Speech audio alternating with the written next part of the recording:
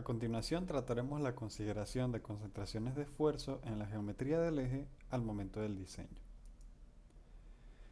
Bien, tenemos que tener en cuenta que los ejes de transmisión no suelen ser de sección constante en toda su longitud.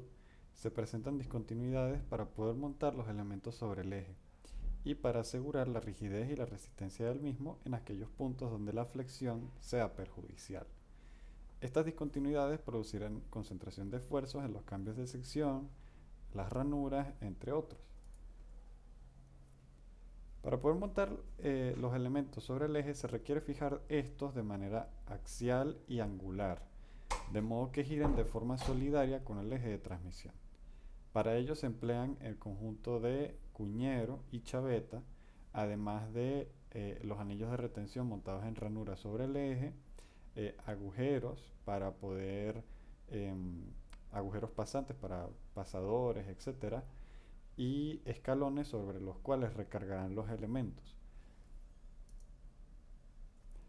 Esta concentración de esfuerzos se considera a través de un valor determinado como factor de concentración de esfuerzos, denotado por la letra K sub t.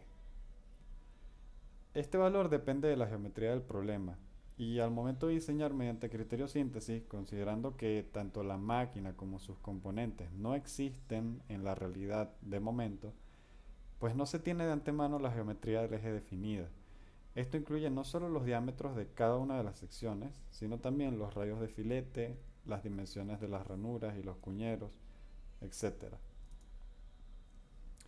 Sin embargo, la mayoría de proporciones y relaciones radio de filete sobre diámetro o diámetro mayor sobre diámetro menor en un escalón, por ejemplo, suelen mantenerse en los diseños.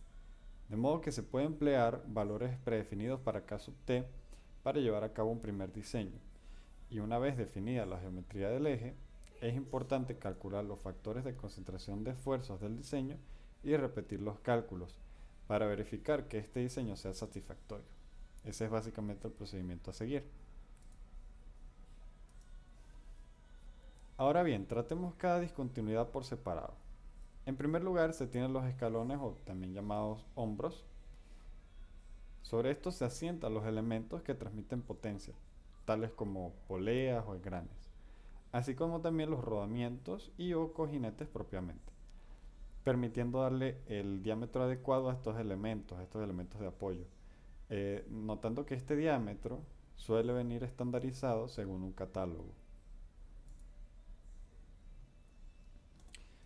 En esencia, la concentración de esfuerzos depende del radio del chaflán del hombro y este puede categorizarse de dos maneras: los radios de filete agudos y los radios de filete bien redondeados.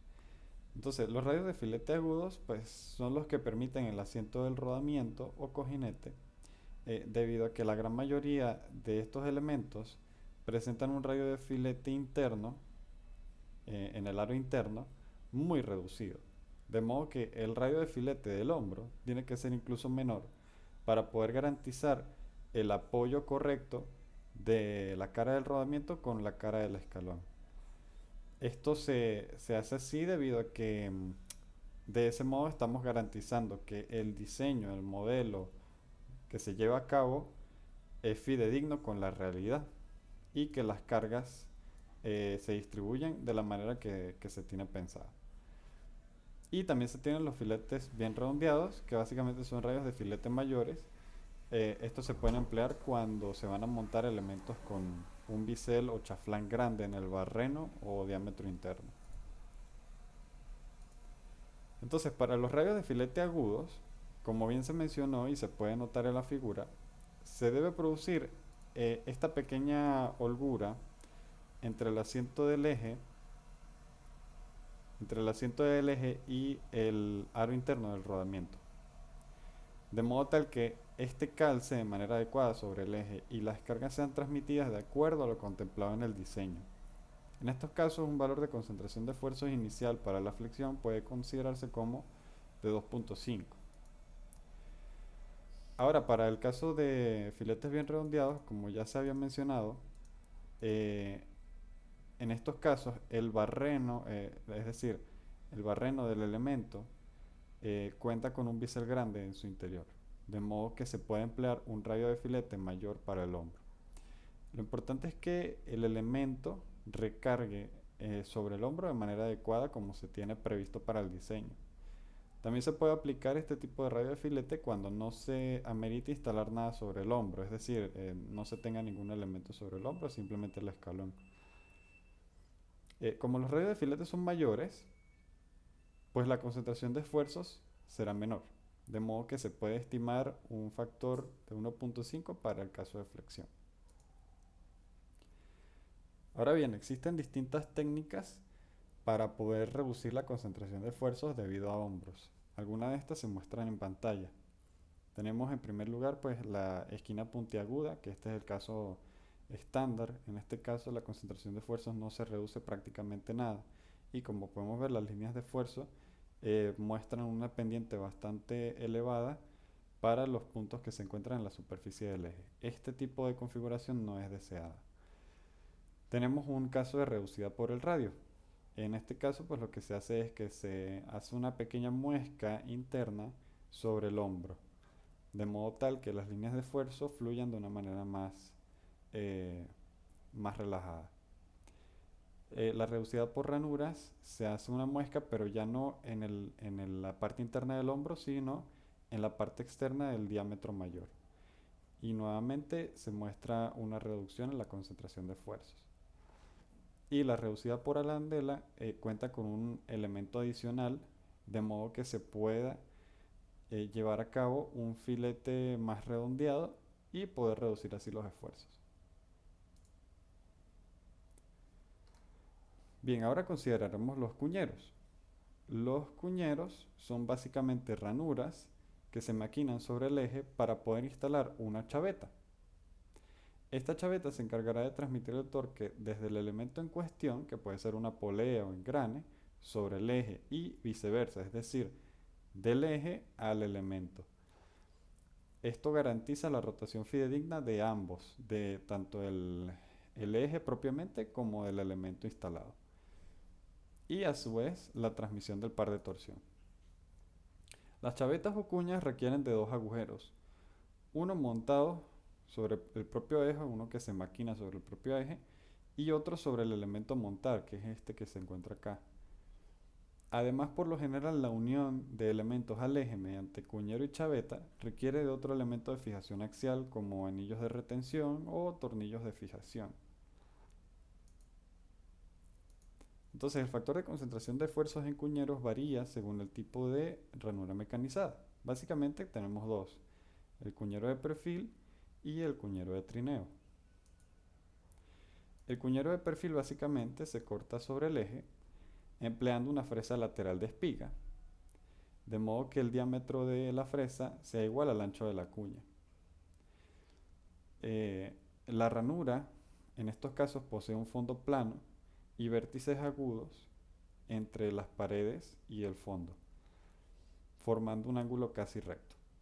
Para estos casos, un factor de concentración de esfuerzos inicial se puede estimar en 2.0 para la flexión. Por otro lado, el cuñero de trineo se realiza o se mecaniza empleando una fresa circular, cuyo ancho de fresa será igual al ancho de la cuña a instalar. La fresa va marcando un radio continuo hasta el final del cuñero, hasta el final del corte, dejando así un radio de filete como se puede notar en la imagen. Como se forma este radio de filete, pues la concentración de esfuerzos será menor. En estos casos se estima de 1.6 para la flexión. Otra discontinuidad a considerar es la de las ranuras para anillos de retención, en las cuales los anillos de retén, pues recordemos que son muy empleados para fijar axialmente los componentes al eje. Y para ello se debe mecanizar una ranura a lo largo de todo el diámetro de cierta sección del eje donde se vaya a instalar. Esta ranura suele ser superficial, con paredes y fondos planos, con un pequeño chaflán en la base.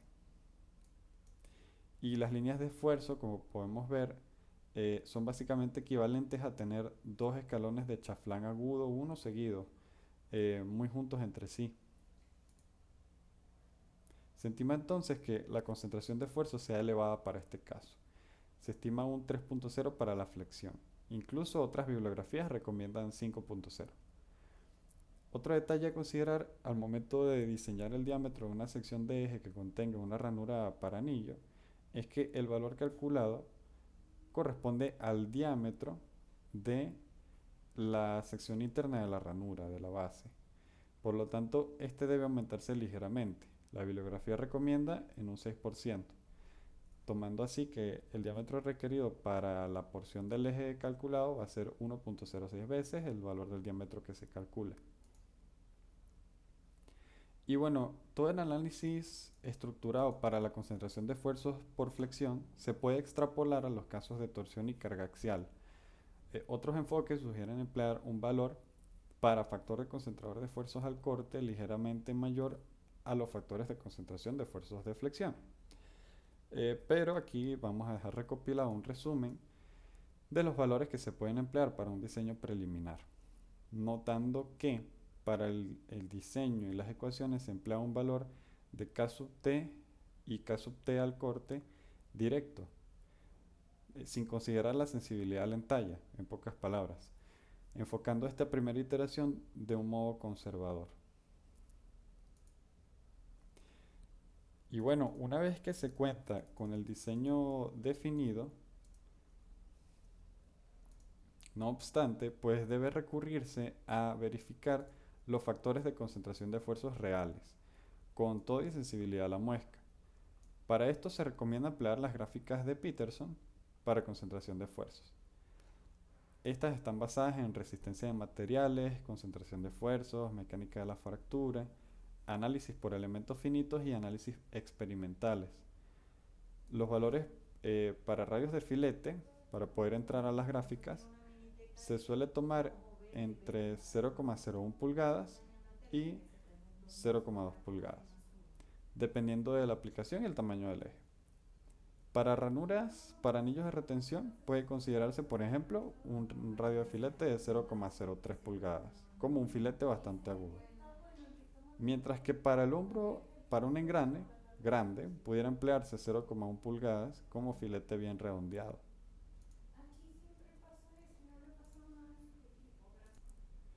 Peterson en su libro Stress Concentration Factors muestra métodos de cálculo detallados para el diseño considerando concentración de esfuerzos. Inclusive tiene ciertos ejemplos para el diseño de ejes y por lo general mediante un enfoque de análisis mecánico. A su vez cuenta con una recopilación de gráficas que son la solución de ecuaciones y relaciones experimentales según datos obtenidos en pruebas de laboratorio y cálculo numérico, denotando los factores de concentración de esfuerzos para distintos modos de carga. En el caso que se muestra en pantalla se tiene el gráfico para una ranura semicircular en un eje sometido a carga axial. Para poder leer el gráfico se ubica la curva diámetro mayor, diámetro menor, esta relación diámetro mayor, diámetro menor para el caso de la ranura, y la relación radio de muesca sobre el diámetro menor del eje. Como una aproximación se pudiera tomar el radio de la muesca entre el diámetro mayor del eje, dado que la diferencia no suele ser mucha. Y para el caso de ranuras, para anillos de retención se puede estimar un valor que pudiera ser de 1.06 para el caso de la relación D sobre D. Y de forma similar se pueden leer otro tipo de gráficas como las de ejes ranurados sometidos a flexión, torsión o carga axial.